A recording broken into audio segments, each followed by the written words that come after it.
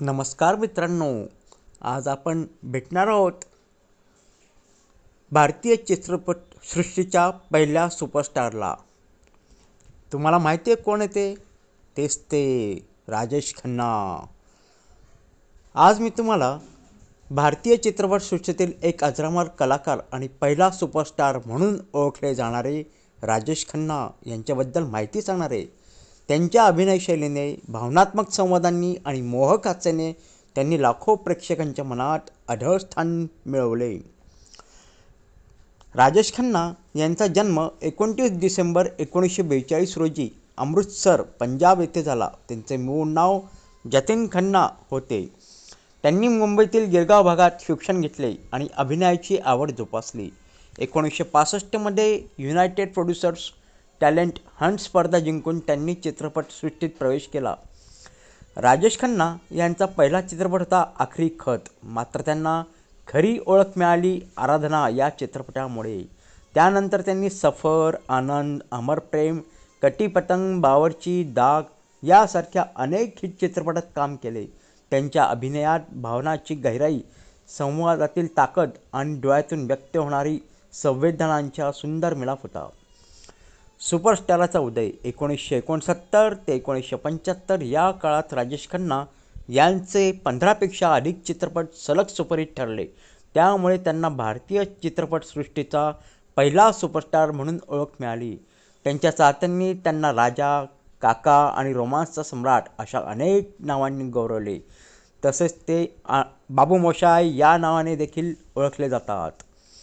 अभिनय शैली आणि प्रभाव. राजेश खन्ना यांना अभिनय भावनिक आणि आत्मीय होता. त्यांनी आनंद चित्रपटात मृत्यूला सामोरे जाणाऱ्या व्यक्तीची भूमिका इतक्या ताकदीने साकारली की आजही ती भूमिका अजरामर मानली जाते. त्यांच्या संवादशैलीत एक विनम्रता आणि गहिरा अर्थ असायचा, जसे की बाबू मोशाय, जिंदगी बडी होनी चाहिए, लंबी नहीं. पुरस्कार आणि सन्मान. फिल्मफेअरचा सर्वोत्कृष्ट अभिनेता पुरस्कार अनेक वेळा, भारतीय चित्रपट पुरस्कार, लाईफ टाईम अचीवमेंट पुरस्कार, संसद सदस्य म्हणून निवड 1992 मध्ये काँग्रेस पक्षाकडून. राजेश खन्ना यांचा विवाह प्रसिद्ध अभिनेत्री डिंपल कपाडिया यांच्याशी झाला. त्यांना 2 मुली ट्विंकल खन्ना आणि रिंकी खन्ना आहेत. ट्विंकल खन्ना ही स्वतः अभिनेत्री आणि लेखिका आहे. राजेश खन्ना यांचे वैयक्तिक जीवन काही काळ वादग्रस्त राहिले, पण त्यांच्या अभिनयावर याचा कधीच परिणाम झाला नाही. राजेश खन्ना यांचे 18 जुलै 2012 रोजी निधन झाले. त्यांच्या जाण्याने संपूर्ण चित्रपटसृष्टी शोकाकुल झाली. आजही त्यांच्या चित्रपटांचे संवाद, गाणी आणि अभिनय प्रेक्षकांच्या मनात जिवंत आहेत.